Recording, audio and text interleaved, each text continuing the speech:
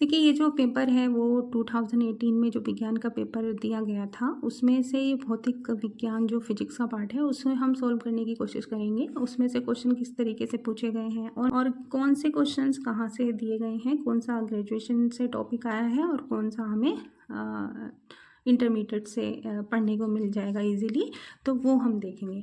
देखो सबसे पहले क्वेश्चन ये है, तो डाइवर्जेंस और ग्रेडियंट ये दोनों ही इंटरमीडिएट में पढ़ा दिए जाते हैं, तो वो देखेंगे। देखो ये दे रखा है, कोई भी सदिश दे रखा है, ये वेक्टर आर, यदि vector R equals to X I cap plus Y J cap plus Z K cap है, तो हमें डाइवर्जेंस आर निकालना है। इसमें हमको ये याद रखना है, पहले दो चीज़ें होती हैं, एक तो होता है डाइवर्जेंस, ठीक है। किसी भी जो सदिश का अगर हम डाइवर्जेंस निकालेंगे तो वो हमेशा एक अदिश राशि प्राप्त होगी, ये ध्यान रखना है। और एक होता है ग्रेडियंट, आपने ग्रेडियंट पढ़ा है, तो वो उसका अगर हम किसी भी राशि का, यानी कि वो एक स्केलर क्वांटिटी होगी, अगर स्केलर क्वांटिटी का आप ग्रेडियंट निकालेंगे तो वो एक हमेशा हमें सदिश राशि प्राप्त होगी। तो ये दोनों डिफरेंस हैं इन दोनों के बीच, यानी डाइवर्जेंस अगर किसी सदिश राशि का निकाल रहे हैं तो वो हमेशा अदिश राशि प्राप्त होगी, और अगर हम ग्रेडियंट निकाल रहे हैं किसी अदिश राशि का तो वो एक सदिश राशि होगी। आपने ये फार्मूला कई जगह देखा होगा कि ई इक्वल्स टू होता है ग्रेडियंट वी, है ना, माइनस के ग्रेडियंट वी, ये फार्मूला होता है ना, यानी ई इक्वल्स टू होता है minus K D V upon D R. ये फार्मूला देखा है कभी? ये है इलेक्ट्रिक फील्ड और ये क्या है हमारा पोटेंशियल डिफरेंस, यानी ये विद्युत विभव है और ये विद्युत क्षेत्र है, तो ये फार्मूला बन के आता है, ठीक है। तो उसमें मतलब ये चीज़ बस हमें यहाँ से डाइवर्जेंस और ग्रेडियंट को अच्छे से पढ़ लेना है। इसमें से जितने भी क्वेश्चन जैसे कोई सदिश के आ रहे हैं तो वो हमें निकालने ही निकालने हैं, क्योंकि ये डाइवर्जेंस और ग्रेडियंट दोनों ही हमारे सिलेबस में हैं। तो एक क्वेश्चन मान के चलो कि इनमें से कोई ना कोई आएगा ही आएगा, है ना। तो ये पहला क्वेश्चन है, यदि vector R X I cap plus Y J cap plus Z K cap हो तो डाइवर्जेंस आर निकालना है।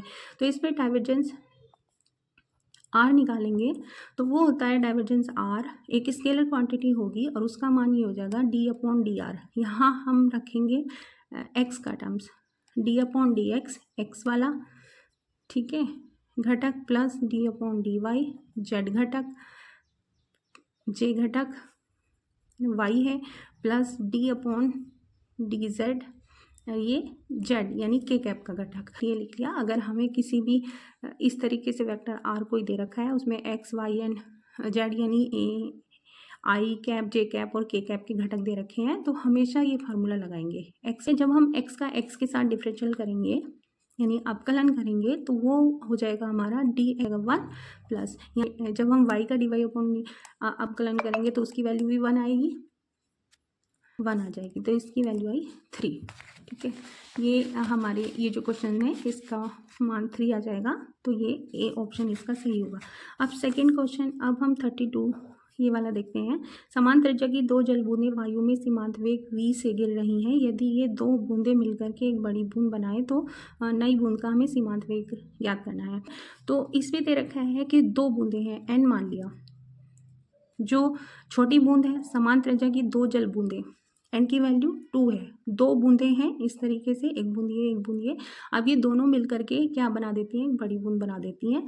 तो उसका हमें इस बड़ी बूंद का ही हमें वेलोसिटी फाइंड करनी है, यानी टर्मिनल वेलोसिटी, और इसकी जो थी एक की छोटे की v थी, ऐसे करके दिया हुआ है, और ये n की वैल्यू कितनी है, ये जब ये दो मिलकर के एक बड़ी बूंद हो जाएगी, वैसे तो डायरेक्ट हो सकता है लेकिन समझाने के लिए थोड़ा सा, जब ये मिलकर के दो बड़ी बूंद बन जाएंगी इट मीन्स कि इनके जो चेंज नहीं होंगे वो क्या होंगे, आयतन चेंज नहीं होगा, यानी कि दो को जब आप मिला करके एक बड़ा बनाओगे तो उसका आयतन और दो छोटी बूंदों का आयतन वो इक्वल होगा। आयतन क्या होता है हमारा, ये क्या है, एक गोला है, तो गोले का आयतन कितना होता है 4 पाई आर की क्यूब, ठीक है। हमने मान लिया कि इस बड़ी बॉल की त्रिज्या कितनी है, आर है, जो बड़ी बूंद है उसकी त्रिज्या आर है, 4 पाई आर की क्यूब इक्वल्स टू n बूंदें हैं तो n बूंदों का आयतन कितना हो जाएगा, n इंटू एक छोटी बूंद का आयतन, यानी 4 पाई आर स्क्वायर के, इससे तो ये कैंसिल हो गया, तो आर क्यूब इक्वल्स टू आया n आर क्यूब, जब हम आर का क्यूब निकालेंगे तो एन की पावर जाएगी 1/3 इंटू आर, यानी ये फार्मूला हमें याद रखना है। चाहे अब हम एन की वैल्यू कितनी ले रहे हैं यहाँ पे 2, ये डायरेक्ट फार्मूला अगर याद है तो इजीली क्वेश्चंस हो जाते हैं, तो इसलिए ये फार्मूले हमें याद करने ही करने हैं। तो सीमांत वेग होता है उसके लिए फार्मूला ये होता है 2/9, ठीक है, आर स्क्वायर, अगर मैं छोटी बूंद का लूँ 2/9 R square rho minus sigma into जी अपॉन मीटा, ये सीमांत वेग का फार्मूला होता है। अब हमें बड़ी बूंद के लिए लेना है तो v इक्वल्स टू रख दूंगी मैं 2 R square rho minus sigma into जी अपॉन 9 मीटा, ठीक है। अगर यहाँ पे अब मैं क्या करती हूँ, आर की वैल्यू रख देती हूँ, तो ये 2 इंटू, यानी v सीधे सीधे हम ये कहें कि v is proportionally R square, ये फार्मूला निकल के आया यहाँ से सीधे सीधे। फिर उसका जो मान रखेंगे हम यहाँ से v इक्वस्ट हो जाएगा, यानी v अपॉन स्मॉल v इक्वस्ट हो जाएगा का स्क्वायर अपॉन नीचे स्मॉल r का स्क्वायर, ठीक है। ये इसमें वैल्यू रखेंगे n की पावर कितनी हो जाएगी, r की वैल्यू है 1/3r, तो यहाँ पर जब स्क्वायर करेंगे 2/3r square upon r square, ये इससे कैंसिल आउट हो जाएगा, यानी v जो वेग आया है वो कितना आ जाएगा n की पावर 2/3 इंटू वी, तो ये आंसर आ गया। वैसे आप सीमांत वेग याद भी कर लो, अगर मैं इस क्वेश्चन को करती तो डायरेक्ट फार्मूला लगाती, यहाँ से मुझे ये चीज़ याद है तो डायरेक्ट मुझे ये करने की ज़रूरत नहीं थी, सीधा रखती v equals to R square और स्मॉल v, और मतलब कुछ चीज़ें ना कैलकुलेशन दिमाग में करनी है तब क्वेश्चन ईजीली हो पाएंगे। अब देखो ये नेक्स्ट क्वेश्चन है, इसमें बहुत ज़्यादा कन्फ्यूजन हो रहा है कि इसका आंसर ये होगा क्या ये होगा, है ना। तो इसमें देखते हैं इसका सॉल्यूशन कैसे मिलेगा हमें।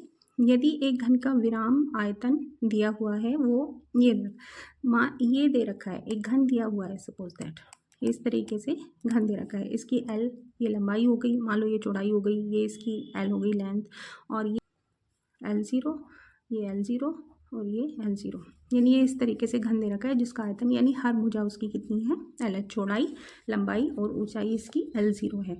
तो ये ना यदि एक घन का विराम आयतन ये है, यानी एक पार्टिकल है, इसका आयतन कितना हो जाएगा L की क्यूब, ठीक है। तो समान वेग v से घन के एक किनारे के समानांतर चलने वाले, एक किनारे के समानांतर चल रहा है, यानी ये है किनारा, तो इसके किनारे के ये समानांतर चल रहा है, ठीक है, ऐसे चल रहा है, चलने वाले फ्रेम से देखने पर उसका आयतन क्या होगा। अब ये जो एक किनारा है ये किसके समांतर है, इसके एक्स अक्ष के समांतर है। इट मीन्स कि इसकी जो ये लंबाई है सिर्फ ये ही प्रभावित होगी, L0 नहीं रहेगी। रिलेटिव थ्योरी ये कहती है कि जब कोई पिंड या कोई भी सब्सटेंस क्या कर रहा है, अगर वो v वेग से चल रहा है तो उसकी लंबाई कम हो जाती है इस फॉर्मूले के according, v square upon C square. तो अब इसकी जो लेंथ है ये है ना, इस किनारे के अनुदिश वो एक सरल रेखा में इस तरीके से चल रहा है, आगे बढ़ रहा है ना ऐसे। इट मीन्स कि इसकी सिर्फ यही तो प्रभावित हो रही है, ये और ये तो प्रभावित नहीं हो रही ना, इस किनारे के समांतर ऐसे चल रहा है, तो ये जो L होगी, L इक्वल्स टू वो कम हो जाएगी, इसकी जो लेंथ है वो कम प्रतीत होगी चलने के कारण। तो L equals to L0 √1 minus V square upon C square, लेकिन इसकी जो ऊंचाई है वो L0 ही रहेगी और इसकी जो चौड़ाई है वो भी L0 ही रहेगी। तो आयतन क्या होता है, आयतन के लिए फार्मूला होता है लंबाई गुना चौड़ाई गुना ऊंचाई, ही तो होता है। अब यहाँ पे मान रखेंगे L0 और यहाँ पे हम L रखेंगे, ठीक है। इस ऐसे एक्सिस के अकॉर्डिंगली ही इस किनारे के समांतर चलने के कारण इसकी लेंथ कम हो जाएगी, वो L हो जाएगी। रिलेटिव थ्योरी के अकॉर्डिंग ये वाली रखेंगे, तो यहाँ से हो गया L0 into L0 into L0, ये value 1 minus V square upon C square, तो ये कितना आया L की क्यूब, ठीक है, और ये कितना आया 1 minus V square upon C square, ले सकती हूँ मैं इसको, हाँ। तो इसलिए ये आंसर इसका ये करेक्ट होगा मेरे अकॉर्डिंगली। बहुत से ये वाला लगा के आते हैं तो ये गलत है, ये तो गलत है, तो ये वाला इसका सही होगा। अब ये है, देखो ये कैंटिलीवर में से क्वेश्चन आया है, है ना। तो ये ग्रेजुएशन का पार्ट है जो हमें कैंटिलीवर का पढ़ना है, ये हमारे सिलेबस में दिया गया है ये पूरा। ठीक, समान अनुप्रस्थ काट एवं एल लंबाई के कैंटिलीवर के बाहरी सिरे पर अवनति झुकाव दे रखा है, डेल है। स्थिर सिरे से L/2 दूरी पर अवनति होगी। अवनति निकालनी है हमें। ये कैंटिलीवर इस तरीके की एक संरचना होती है। मान लो ये गाटर लगे हुए होते हैं, पहले पुराने ज़मानों में घर पे भी लगाते थे, और आपने रेलवे ब्रिज वगैरह उसके नीचे भी देखे होंगे। तो लाइक ये रेलवे पटरी की तरह गाटर होते हैं, ये है। ठीक है, तो ये एक सिरे से भारित कर दिया जाता है। मान लो ये तो एक एंड इसका फिक्स है, और एक पर यहाँ पर हमने ये भारित किया, यहाँ पर मान लो कि डब्लू भार लगाया, तो ये नीचे गिर गया इतना, है ना। इसकी अवनति जो आई है वो डेल आई है, झुकाव इसका। तो ये कह रहा है कि समान अनुप्रस्थ काट एवं एल लंबाई के कैंटिलीवर, ये एक एल लंबाई का कैंटिलीवर था, इस पे जब हमने ये डब्लू वेट लगाया तो इसकी जो झुकाव हुआ वो डेल हुआ। स्थिर सिरे से L/2 दूरी पर, स्थिर सिरा ये है इसका L/2 यानी हाफ हो जाएगा। ठीक है, पर अवनति कितनी होगी वो निकालनी है। तो ये कैंटिलीवर के लिए फार्मूला होता है, जब हम अवनति निकालते हैं या झुकाव निकालते हैं डेल, उसके लिए फार्मूला होता है W/YI। ठीक है, जब हम जिसमें पढ़ते हैं ना यंग प्रत्यास्था गुणांक, जड़ता गुणांक, ये वगैरह, इसका आगे जो ग्रेजुएशन में टॉपिक है वो हमको पढ़ना है। तो मैं पूरा एक्सप्लेन करके बनाऊंगी। W/YI into L x²/2 minus x³/6, ये फार्मूला होता है। ठीक है, ये किसके लिए फार्मूला होता है? एक सिरे पर भारित किया गया हो और एक सिरा इसका फिक्स हो। दो तरीके के कैंटिलीवर होते हैं, एक तो एक सिरा जब फिक्स है, एक वो जिसमें दोनों सिरे फिक्स हैं ऐसे करके, और बीच में इसे भारित कर दिया जाता है तो ये बीच में से झुक जाता है, तो इसके लिए अलग फार्मूला होता है और इसके लिए ये फार्मूला होता है। अब यहाँ से जब मैं x की वैल्यू, वो बताती है कि कहाँ पर भारित किया गया है। स्टार्टिंग में ये जो था इसके एक किनारे पर भारित किया जाता है, यानी पूरी लेंथ L, x की वैल्यू कितनी है L। तो जब हम इसमें वैल्यू रखेंगे, डायरेक्ट आप ये भी रख सकते हैं, del equals to 3YI L³। अगर L लंबाई पर इसे सॉल्व करके जब x की वैल्यू L रखूँगी तो यही आ जाएगी। या ये याद कर लेना है कि एक सिरे पे भारित करने पर उसकी पूरी, एक सिरे पर भारित करने पर जो उसकी अवनति आएगी इस फॉर्मूले के अकॉर्डिंग आएगी। और जब हम L/, इसमें कैसे होगा, आपके x की जो वैल्यू है वो L/2 रख देंगे, तो ये y मान सकते हैं, y नहीं कुछ और मान लो। यहाँ पे डेल डैश इक्वल्स टू मान लेती हूँ मैं यहाँ, तो del dash equals to W/YI, यहाँ पे L x² की वैल्यू रखेंगे यहाँ, तो x की वैल्यू है इस बार L/2, कहाँ भारित किया गया है L/2 दूरी पर अवनति निकालनी है, तो L/2 इंटू L/2 का स्क्वायर/2 माइनस यहाँ पर ये L/2 की पावर 3/6 ये आ गया।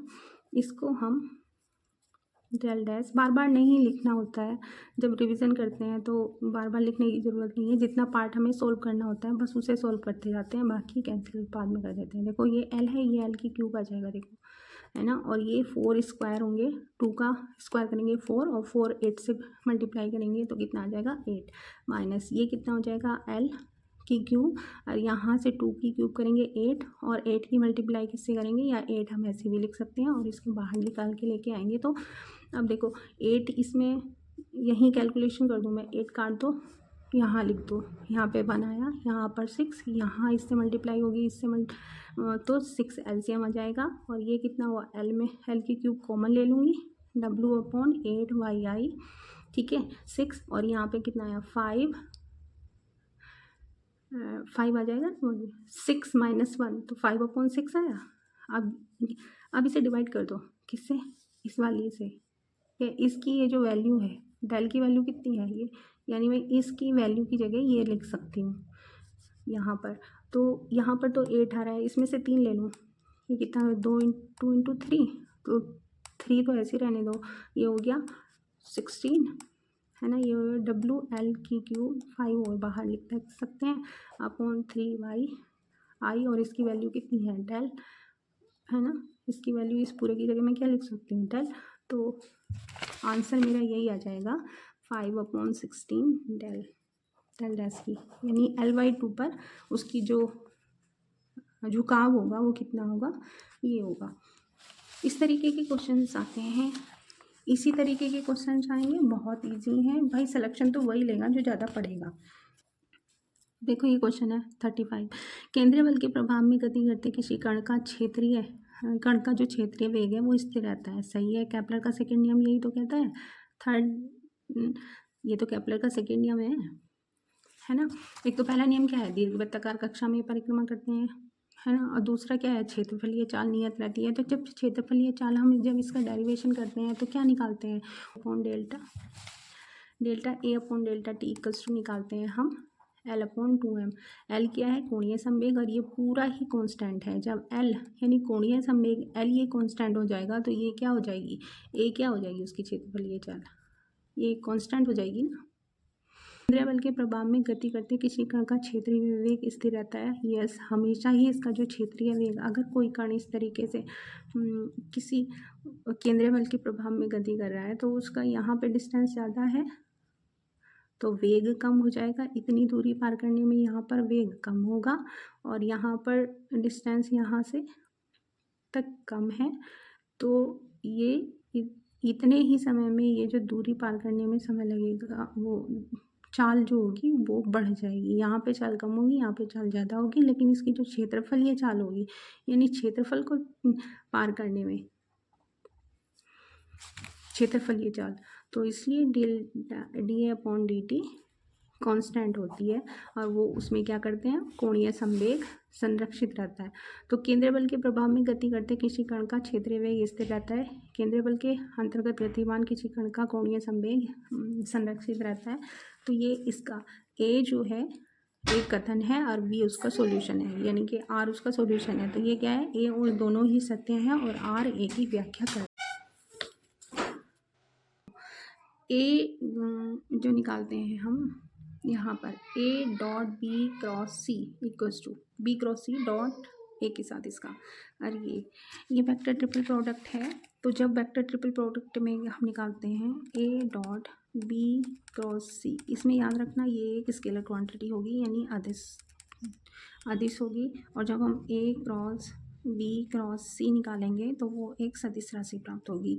अगर सदिश राशि का क्षेत्रफल शून्य हो जाता है, इसका मतलब ट्रिपल प्रोडक्ट उनका शून्य हो जाता है, ठीक है। ट्रिपल प्रोडक्ट उनका शून्य हो जाता है, तो वो तीनों वेक्टर एक ही तल में नहीं होंगे। ये तीनों एक ही तल में A, B, C और इनके कुछ गुणांक दे रखे हैं, तो जब इन्हें जोड़ेंगे तो ऑब्वियसली एक ही तल में हो सकते हैं ना। 3 अगर दे रखे हैं ये तीनों, तो इन्हें जब ऐड करेंगे तो इनका मान शून्य भी आ सकता है, तो ये भी सही है। और ये इनका मान भी शून्य आ सकता है, ये भी तीनों एक ही तल में होंगे तो इसका मान शून्य आ सकता है। तो ये वाला आंसर इज नॉट करेक्ट, यानी A, B, C अगर एक ही तल में है तो ये वाली सिचुएशन सेटिस्फाई नहीं होगी। अब देखो नेक्स्ट क्वेश्चन ये देख लेते हैं। 2 mm त्रिज्या के साबुन के एक बुलबुले में अतिरिक्त दाब यदि पृष्ठ तनाव इतने हो तो अतिरिक्त दाब निकालना है। 2 mm त्रिज्या के साबुन के बुलबुले में R की वैल्यू कितनी है, 2, पृष्ठ तनाव T भी दिया हुआ है। डायरेक्ट फार्मूला रखो, साबुन के बुलबुले का जो पृष्ठ तनाव T होता है उसमें दाब अधिक है, डेल P इक्वल्स होता है 4T/R, ठीक है। यहाँ पे 4T की वैल्यू 0.03 न्यूटन, T की वैल्यू यानी तनाव हमें दिया हुआ है, ये तनाव की वैल्यू है, और ये 2 mm है तो हम यहाँ पे लिख सकते हैं इसे, और नीचे R की वैल्यू रखेंगे तो 2 mm को हम किस में, न्यूटन मीटर है ना ये, तो हम mm को जब मीटर में बनाएंगे त्रिज्या को तो वो 10⁻³ से मल्टीप्लाई कर देंगे तो ये मीटर में बन जाएगी त्रिज्या। यहाँ पर जब मान निकालेंगे तो 4 से मल्टीप्लाई की, या 2 से ये कैंसिल आउट हो गया, 2 2 जा 4, और जब 2 से इसे 0.06 अपॉन, जब ये ऊपर जाएगा तो कितना हो जाएगा 10⁻+ में, और यहाँ पर हम यानी एक 0 में और बढ़ा लूँ तो ये 3 पावर कैंसिल होंगे, 1 0 1 2 3, तो ये 60 आंसर आ गया, ये पावर हट जाएगी इसकी। तो 60 कितना आया, 60 Nm/m² इसका मात्रक रहता है। ये तो इंटरमीडिएट से ही दिया गया है।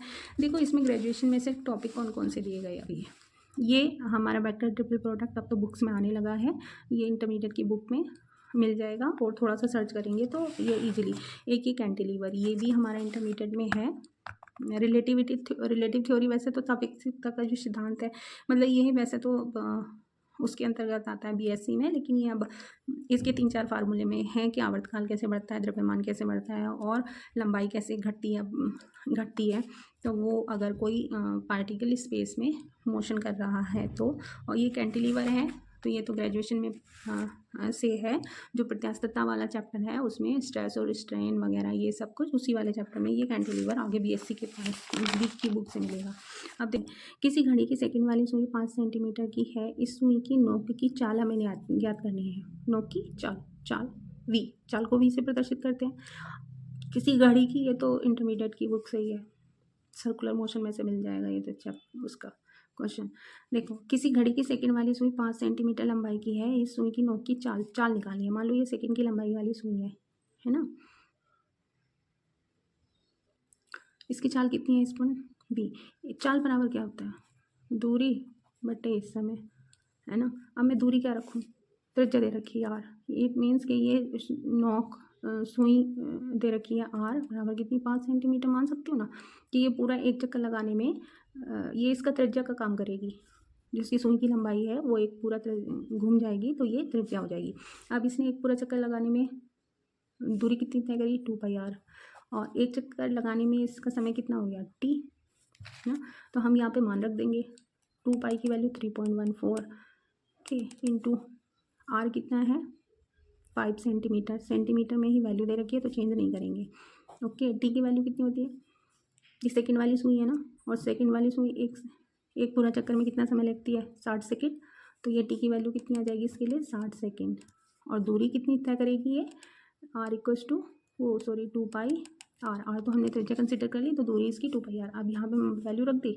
अब ये देखो 0 है तो पॉइंट यहाँ पे आ जाएगा, 5 दूनी 10 हो गया, या हम ऐसे करते हैं 5 दूनी 10 और 10 आया और ये 0 कैंसिल किया, और जब 6 से हम डिवाइड करेंगे इसे 6 5 जा पॉइंट लगाएंगे ना, 6 5 जा 30 और ये 1 बचा, ये 4 हो गया, 2 बार चला जाएगा, 6 दूनी 12 होते हैं ना, 6 पंजे 30 और बचा कितना, यहाँ आप भाग कर लो 314 को, ऐसे है पॉइंट लगाएंगे तो ये दोनों अंक ले लेंगे, 6 5 जा 30, 1 कैरी हो गया, 4 हो गया, 2 बार चला जाएगा 20। ये कैलकुलेशन में है ना, कितनी जल्दी कैलकुलेट करना है हमें वैल्यू को। तो वैल्यू आई, चाहे आगे निकालो मत निकालो, इसमें से ऑप्शन देख लेते हैं। 5 इसी में आ रहा है, 2 इसमें आ रहा है, तो ये ऑप्शन हमारा सही हो जाएगा। नेक्स्ट क्वेश्चन देखेंगे, देखो इसका 39 क्वेश्चन देखेंगे। L/2 लंबाई आर उसकी त्रिज्या दे रखी है और दृढ़ता गुणांक वाले पदार्थ के एक बेलन को एक चक्कर पूरा ऐंठने हेतु आवश्यक ऐंठन बलयुग निकालना है। पता है बलयुग यानी टॉर्क कितना होता है, टो है ना, ऐंठने में जो वो काम करता है वो होता है टो इक्वल टू होता है सी इंटू थीटा। सी वैल्यू होती है, सी इक्वल टू होता है पाई नीटा आर की पावर 4/2l, ये होता है थीटा। एक पूरा चक्कर ऐंठने में, मान लो ये है एक L/2 लंबाई है इसकी, है ना, और इसकी त्रिज्या जो है इसकी वो r है, इसको पूरा एक चक्कर ऐंठ दिया इस तरीके से, तो वो ऐंठन कितना हुआ उसमें थीटा। एक पूरा चक्कर ऐंठने में कितना थीटा निकलेगा 2π, 360 डिग्री घूमेगा ना एक पूरा चक्कर ऐंठने में, थीटा की वैल्यू 2π, और L की वैल्यू कितनी है L/2 रखेंगे, तो यहाँ पे टो इक्वल टू हो जाएगा पाई नीटा आर की पावर 4/2 इंटू L/2 आएगा यहाँ पर, है ना। यहाँ पर थीटा की वैल्यू और रख दो, सी की वैल्यू तो ये है, थीटा की वैल्यू कितनी है एक पूरे चक्कर में इंटू 2π, 2 से 2 कैंसिल हो गया, ये 2 कहाँ जाएगा ऊपर चला जाएगा, तो कितना आ जाएगा 2π, और पाई की मल्टीप्लाई पाई स्क्वायर नीटा आर की पावर 4/L, तो ऑप्शन कौन सा हो जाएगा इसका, ए सही हो जाएगा। ये भी आपको बीएससी से मिलेगा ये भी टॉपिक। इसमें अगर वो पूछ रहा है इस तरीके के क्वेश्चन में, यहाँ पर तो ऐंठनकारी बलयुग निकालना था, अगर उसने पूछा कि ऐंठनकारी बलयुग ना निकाल करके कार्य बताओ कि एक पूरा चक्कर ऐंठने में जो ऐंठन बल है उसमें कार्य कितना किया गया, तो W इक्वल टू होता है हाफ सी थीटा स्क्वायर। सी यहाँ पे यही होगा, कांस्टेंट वैल्यू है ये, पाई मीटा आर की पावर 4/12, और यहाँ पे थीटा स्क्वायर करके रखेंगे तो ये W की वैल्यू।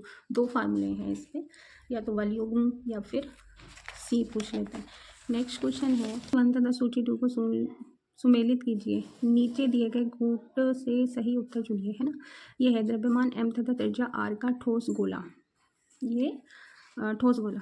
अब देखो ये मान लो आप देखो ठोस गोला है, उसके लिए जो जड़त्वाघूर्ण गुण आई को इक्वल होता है 2.5 m/² r अगर उसकी त्रिज्या है तो ये व्यास के परित है। इस तरीके से ठोस गोला है तो ऑब्वियसली व्यास के परित है, या तो इधर इस अक्ष के परित भी यही होगा 2.5 m/²।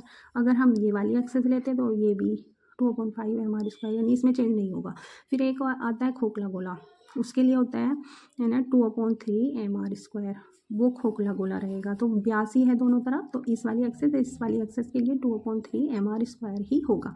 और एक होता है डिस्क, तो डिस्क के लिए जो होता है वो होता है 1/2 m/²। ओके, ये कोई डिस्क है इस तरीके से, जैसे प्लेट टाइप होते हैं, तो उसका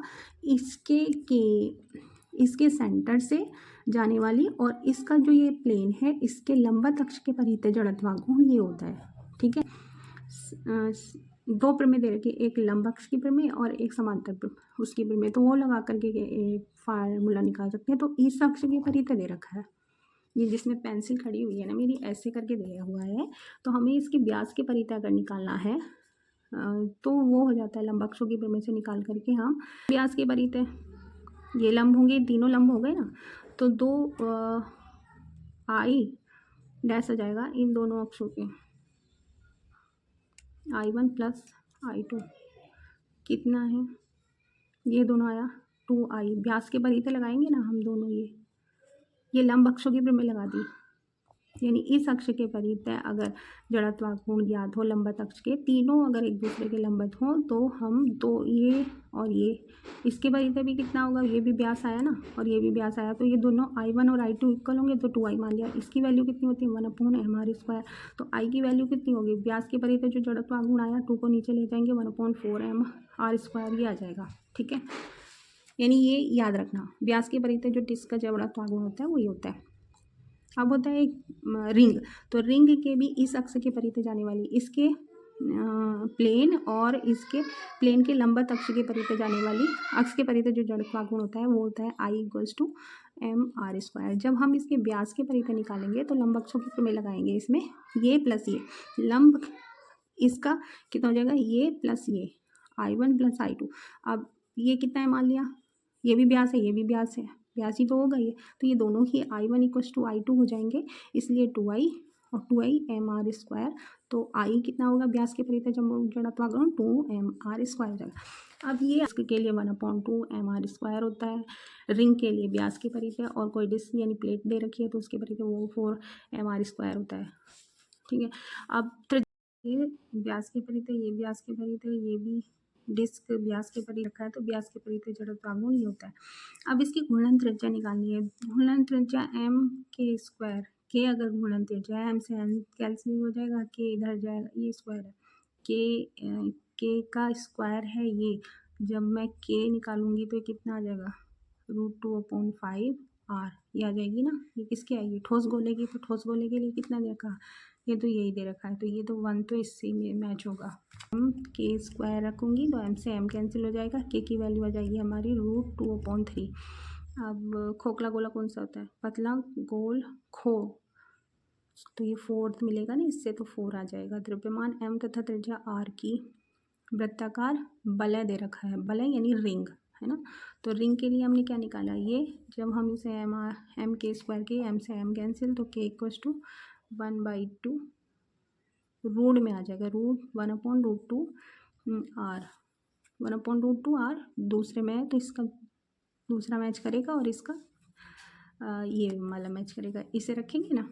ये डिस्क के लिए निकाला था, ये आपकी घूर्णन गति जो है ना उस चैप्टर से आया है, इंटरमीडिएट का ही है ये, तो वहाँ से मिल जाएगा। हाँ, लेकिन डिस्क्रिप्टिव पार्ट लिखने के लिए इसमें से आई थिंक पिछली बार पूछा गया है कोई सा 2021 में जो क्वेश्चन हुआ था, मैंने क्वेश्चन की भी मतलब लिख लिए थे, ऐसे नोट डाउन कर लिए थे कि कौन कौन से क्वेश्चन पूछे गए हैं। तो इसमें से ही किसी का उसने डेरिवेशन पूछा है कि फार्मूला कैसे निकलेगा जड़त्वार गुण का, एक क्वेश्चन आया है,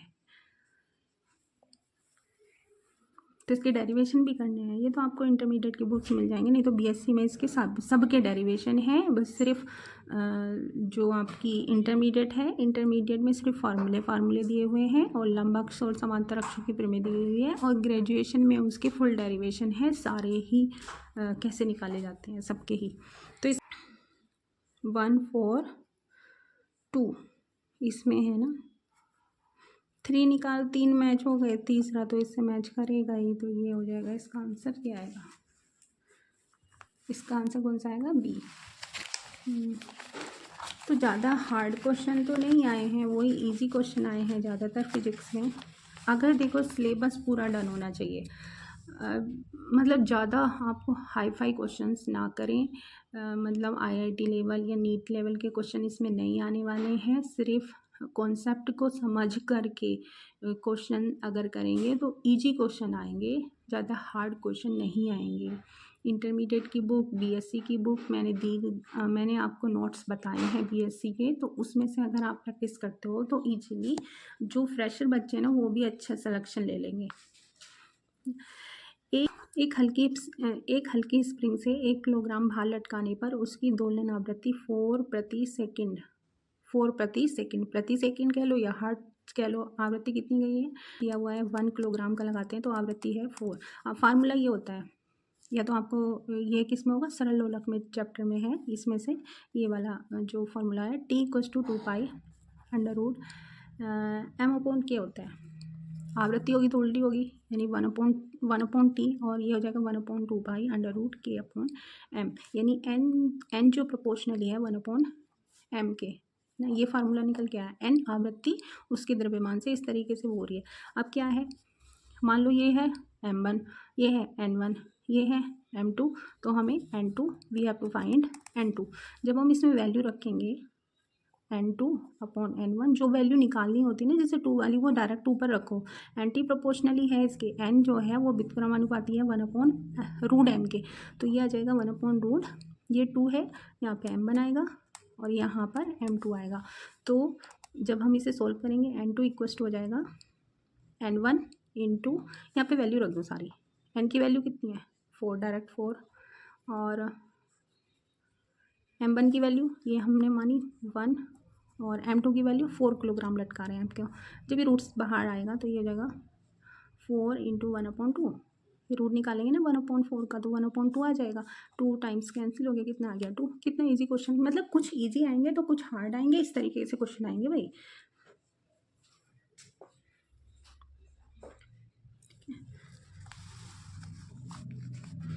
अब देखो ये क्वेश्चन दे रखा है m द्रव्यमान का एक कण है ना, आयाम a तथा त्रिज्या n से सरल आवर्त गति कर रहा है, तो अधिकतम गतिज ऊर्जा, सरल आवर्त गति की अधिकतम गतिज ऊर्जा निकालनी है। अब देखो सरल आवर्त गति हो या कोई सी भी गति हो, उसकी जो गतिज ऊर्जा होती है 12 mv², यही तो होती है ना। E= किसी की भी गतिज ऊर्जा मैक्सिमम निकालनी है, इट मीन्स कि वेग हमारा v मैक्सिमम होना चाहिए, है ना। तो इसमें जो v मैक्सिमम है, हमें पता है अगर सरल आवर्त गति कोई कण कर रहा है तो उसका जो v मैक्सिमम आता है वो आता है a इंटू ओमेगा, ये v मैक्सिमम आता है। यहाँ पर E maximum equal to 1/2 m into a रखो, a स्क्वायर है तो a का स्क्वायर और ओमेगा का स्क्वायर। अब ओमेगा की टर्म्स में नहीं दे रखा है, ये तय रखा है आवृत्ति की टर्म में, तो पता है कि ओमेगा बराबर होता है 2 पाई n। जब हम यहाँ पे वैल्यू रखेंगे 2, m की वैल्यू रखेंगे 2 पाई n, और ये रखेंगे ये ओमेगा की वैल्यू रख दी मैंने ना पहले यहाँ पर, तो इसको स्क्वायर कर लेते हैं, ठीक है, a स्क्वायर और m यहाँ पे लिख लेते हैं। जब हम स्क्वायर करेंगे इसका तो 4 हो जाएगा, 4 से ये 2 टाइम कैंसिल हो जाएगा यानी 2, और ऐसे आ जाएगा 2, m को पहले लिखा, n पाई का स्क्वायर चलो यहाँ लिख लिया, m n का स्क्वायर और a का स्क्वायर, तो कौन सा मैच कर रहा है 2 पाई स्क्वायर m कितना रहा 2m n² pi square a square, तो ये फॉर्मूला है। देख लो क्वेश्चन अगर आप देखेंगे तो हार्ड नहीं आए हैं, बहुत इजी क्वेश्चन आए हैं। देखो सरल आवर्त गति में से ये आ गया एक क्वेश्चन, उसमें से मिल जाएगा। देखो अवमंदन की स्थिति है ना, तो इसका ये बीएससी में मिलेगा आपको। ये टर्म्स हैं, ये भी कंडीशन भी याद करनी पड़ती हैं। ये बीएससी आपको अवमंदित दोलन और पुनरुदित दोलन, और एक ये लिसाजू फिगर है। एक निश्चित तंत्र में अवकलन समीकरण ये दे रखी है। देखो ये निश्चित तंत्र में इस तरीके की समीकरण दी हुई है, तो ये अवमंदित दोलन की समीकरण इस तरीके की आती है। तो अवमंदित दोलन वो दोलन होते हैं जो बाह्य बल के प्रभाव में गति होती है, तो उसमें लगातार घर्षण या कुछ ऐसे वायु का घर्षण पड़ेगा, तो उसमें दोलन का आयाम लगातार एक्सपोनेंशियली कम होता चला जाएगा। वो कितना होगा, ऐसे x0 e - KT, ये इसके अकॉर्डिंग कम होगा। ये क्या है, t समय पश्चात आयाम, ये कितना था, प्रारंभिक आयाम। इस तरीके की जब इक्वेशन दी गई हो और आयाम हमारा डिक्रीज हो रहा हो, तो ये फार्मूला रखेंगे। यहाँ पर x इक्वल्स टू वैल्यू कितनी है, 1/e तक गिरता है प्रारंभिक मान का। 1/e किसका, प्रारंभिक मान का। प्रारंभिक मान कितना है, x0। अब यहाँ पे ये कितना मान रखते हैं, x0 e - KT, x0 से x0 कैंसिल हो गया, ठीक है। जब हम इसको ये है तो 1/e इक्वल्स टू, इसको लेके जाऊंगी 1/e KT हो जाएगा। अब देखो ये भी e की पावर 1 समझ सकते हैं, और ये भी ये कितना है, e की पावर KT है। तो हम क्या कर सकते हैं, इनके जो घात हैं उनकी तुलना करने पर, तो 1 की वैल्यू आ गई KT। इन दोनों ही साइड में हम इनकी जो पावर्स हैं, e की पावर, यहाँ भी e की पावर 1 है, यहाँ भी e की पावर 1 है, उनकी हम तुलना कर लेंगे, तो 1 इक्वल्स टू आया KT। अब यहाँ से आगे हमें वैल्यू किसकी निकालनी है, t की वैल्यू निकालनी है। तो t कितना आया, 1/K सेकेंड, यही तो आया। तो ऑप्शन ये इसका करेक्ट हो जाएगा। अब देखो ये क्वेश्चन है, ये आपको बीएससी से मिलेगा, ये भी बीएससी में ग्रेजुएशन का टॉपिक है। ये भी लिसाजू फिगर वगैरह, ये बहुत मोस्ट है, ये केबीएस में आता है। हालांकि मैंने कभी केबीएस का एग्ज़ाम नहीं दिया है, लेकिन मैंने जैसे प्रैक्टिस सेट मंगाए हैं तो उसमें दिया हुआ है। इसकी दो कंडीशन होती है, एक तो समान आवृत्ति हो तब, और एक जब हमारी आवृत्ति 1:2 के अनुपात में हो तो +y और एक दे रखी है। अब देखो इसमें कंपेयर करो, ये दो कंडीशन होती है इसमें। एक तो जब आवृत्तियाँ सेम हो तब तो ये दीर्घवृत्त बनता, ठीक है। परपेंडिकुलरली जब दो आवृत्तियाँ इस तरीके से जिनकी आवृत्तियाँ सेम हो, इसकी भी n1 और इसकी भी n2, और ये अध्यारोपित हो रही हैं एक दूसरे से, तो ये कुछ फिगर बनाती हैं, है ना। तो वो कैसे होती हैं, अगर दो आवृत्तियाँ हमारी ऐसी हों, यानी एक की आवृत्ति n हो तो दूसरे की 2 होनी चाहिए। किस अनुपात में हो, 1/2 के अनुपात में हो। आवृत्तियाँ कहाँ से पता चलेंगी, यहाँ इक्वेशन से। यहाँ पे 2 ओमेगा दे रखा है, यहाँ पे ओमेगा, तो इसका मतलब है इनकी जो आवृत्तियाँ हैं वो अब 1/2 के अनुपात में होंगी। तो किस तरीके से इनका परवलय बनेगा, अगर ये सेम होता, यहाँ पर n1 यहाँ पर n2 दोनों सेम होती, यानी कि जब आवृत्तियों का अनुपात 1:1 का हो तो दीर्घवृत्त इस तरीके की कंडीशन होती है। देखो ये क्वेश्चन है, ये लिसाजू फिगर में से आया है ये क्वेश्चन। ये वाला जो क्वेश्चन है, दो लंबवत सरल आवर्त गतियाँ, है ना। मैंने बताया था यहाँ पर कंडीशन होती है कि एक तो हो हमारी जब आवृत्तियों का अनुपात 1:2 हो तो कैसी फिगर बनती है, और जब आवृत्तियों का अनुपात 1:1 हो तो कैसी फिगर बनती है। और ये हमेशा जब परपेंडिकुलरली दो आवृत्तियाँ एक दूसरे पर अध्यारोपित होती हैं चलते हुए, है ना, अध्यारोपित होती हैं, तो ही लिसाजू फिगर बनती है। तो when the frequency are equal, जब फ्रीक्वेंसी में जो अनुपात हो वो कैसे आएगा, तो उसके लिए ये फार्मूला आता है निकल के। हम इसे पूरा ड्राइव करते हैं, x² + a² + y² b², और ये a और b ये आयाम है, इसका a दे रखा है, इसका v दिया हुआ है। लेकिन यहाँ दो लंबवत सरल आवर्त गतियाँ x = इतने तथा इतने से प्रदर्शित है, दोनों के अध्यारोपण का परिणाम ही प्रदर्शित करेगा। अब ये अधूरा क्वेश्चन है थोड़ा सा, लेकिन हमें कॉमन सेंस लगाते हुए क्वेश्चंस को करना है, क्वेश्चन करना है। यहाँ पे ये नहीं दे रखा है कि फाई का मान, मतलब लंबत तो दे रखा है, चलो ठीक है, लेकिन दो लंबवत सरल आवर्तियाँ गतियाँ दे रखी हैं, इसमें कला का मान लंबवत नहीं दे रखा है, कला की वैल्यू भी तो लंबवत है, बाई थीटा का मान π/4 हो यानी 45 हो, तो इस इक्वेशन में मान रखेंगे, इस इक्वेशन में मान रखेंगे और इसको सॉल्व कर लेंगे। ये लिसाजो फिगर में कंडीशन पढ़ लेना। तो अगर इनकी देखो यहाँ से, ठीक है, ये दो फिगर हैं, ये पूरा होता है, ये ग्रेजुएशन का ही टॉपिक है। तो इसमें अब क्या है, फ्रीक्वेंसी इन रेशो 2:1 है ना, फ्रीक्वेंसी इन द रेशो 2:1। तो जब फ्रीक्वेंसी 2:1 की होगी तो यहाँ पे तो हमें इक्वेशन से ही पता चल रहा है कि इनकी जो फ्रीक्वेंसी है का अनुपात कितना है, 1:2 यानी 2:1 है। तो इसमें ये दीर्घवृत्त और ये सीधी रेखा तो आ ही नहीं सकती, ना 8 की स्थिति आएगी, ये बनेगा एक, तब ये कंडीशन आएगी। देखो this is the equation of figure of 8 कब बनेगा, जब फाई का मान 0 और पाई हो, ठीक है। तो यहाँ पर इनको 8 की आकृति भी बन, ऑप्शन सही हो सकता था। मैं ऑप्शन क्या रखते हुए सही कर रही हूँ कि जो कला है इन दोनों के बीच वो 5 = π/2 है, तब परवल है, इसका ये आंसर आएगा। तो क्वेश्चन